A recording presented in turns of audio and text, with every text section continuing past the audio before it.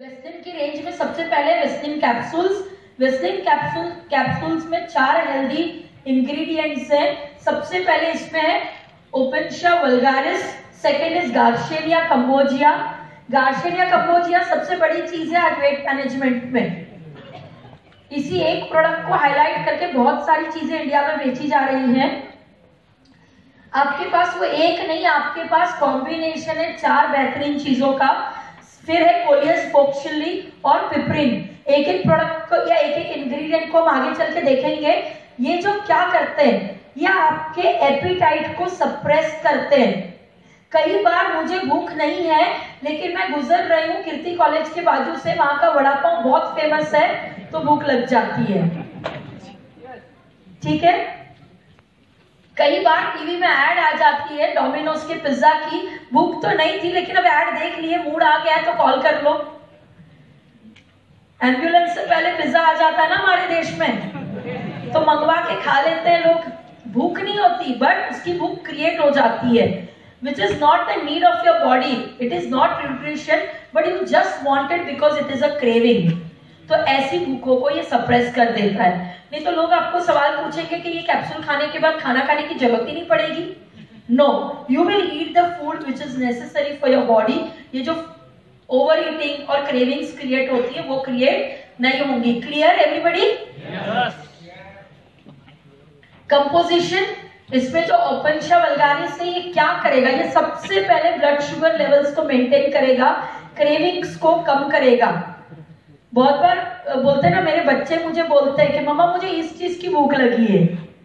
वो भूख नहीं होती, वो पास्ता की भूख अलग से क्रिएट हो जाती है, पिज्जा की भूख अलग से हो जाती है, आइसक्रीम वाली भूख अलग से क्रिएट हो जाती है, तो वो वाली क्रेविंग्स को कम करेगा। गार्शेनिया कंबोजिया ये क्या करता है, ये एंजाइम्स को ब्लॉक करेगा जो फैट सिंथेसिस, कुछ एंजाइम्स हमारे बॉडी में होती हैं जो तुरंत चीजों को फैट में कन्वर्ट करती हैं, तो ये वो एंजाइम्स को ब्लॉक करेगा जिससे वो फैट नहीं कन्वर्ट होगा ह्यूमन बॉडी में। उसके अलावा ये क्या करेगा, इमोशनल ईटिंग भी होती है। कुछ लोग खुश होते हैं तो बहुत खाते हैं, कुछ दुखी होते हैं तो बहुत खाते हैं। अब इनका करे क्या समझ में नहीं आता है। आपके आसपास ऐसे लोग, तो ये इमोशनल ईटिंग है ना, उसको गार्शेनिया कंबोजिया कंट्रोल करेगा। तो आदमी सुखी है या दुखी है, खाएगा उतना जितनी उसको खाना चाहिए या जितनी उसकी पेट में भूख होती है। कोलियस फोक्सली ये क्या करेगा, अनयूज फैट को एनर्जी में कन्वर्ट करेगा। बहुत सारा फैट है ह्यूमन बॉडी में जो अनयूज होता है, वो फैट को एनर्जी में जब कन्वर्ट करता है तो वो एनर्जी आपको कंज्यूम करने में मदद होती है। ये जो एनर्जी है ये फैट में से आई है तो ये यूज हो जाएगी और आपके बॉडी में मोटापा कम होते जाएगा या ओबेसिटी कम होते जाएगी, और ये एपेटाइट को भी सप्रेस करेगा।